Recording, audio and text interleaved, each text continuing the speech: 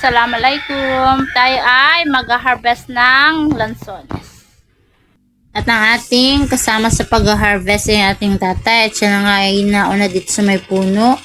At siya nagdala din ng hagdan. May dala din siyang sakong lalagyan ng lansones. Ito nga palang lansones ay ngayon ulibo lang bumunga after 2 years. At talaga namang siksik at tiglig ang bunga niyan. Kaya lang ay medyo malanggam. Kaya kung mapapansin nyo ay lagi yung Tati J yung nag-aalis ng langgam, ng guyam. At andito nga ako sa babat. At madami ding nalaglag na lansones. Pero pwede pa naman.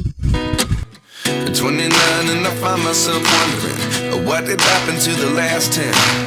I ran away with my life, fast forward, never turn back again.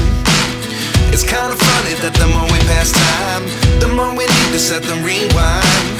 And 19 was the year I had to leave you, but now I'm seeing all the signs. Is this really happening? I can't believe it's true.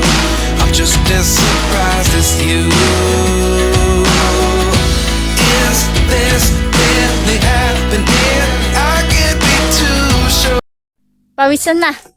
Nag-spread kami ng hagdan. Kinuha ko yung mahaba. Pawisan na po. Pawisan na. Ayan. But one day I'll be yours again. Ano? Lahat sa loob? Ano? Lahat sa loob?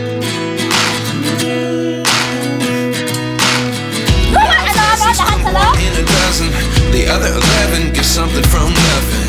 I sit here looking for an answer. Maybe the biggest question was in the last chapter.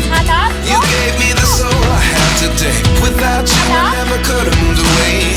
But now I see what you teach. I do believe I always should have.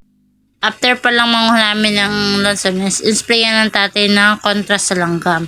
Kasi napakadami pa ay hindi namin makuha. Pwede kasi ang akyat na niyang puno, kaya lang dahil nga sa langgam, hindi maakyat. Ako naman ang humalili sa pag-spray. At yan nga ang puno, pinakapuno ang sprayan ko. Madami-dami din naman aming nakuha. Ito nga lansones. Pagkatapos naman sa lansones, kumuha naman kami ng kakao kasi hinog na din ang mga kakao. Kailangan na din i-harvest.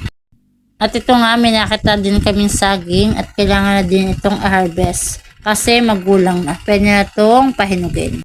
Thank you so much for watching. Please like and subscribe. At salamat man po at nakapag-harvest kami ng madami-dami. Alhamdulillah. At nakakatulong pa rin tayo sa ating init at ng ating tatay kahit sa anong paraan. At kahit pagsama-sama natin sa bukid.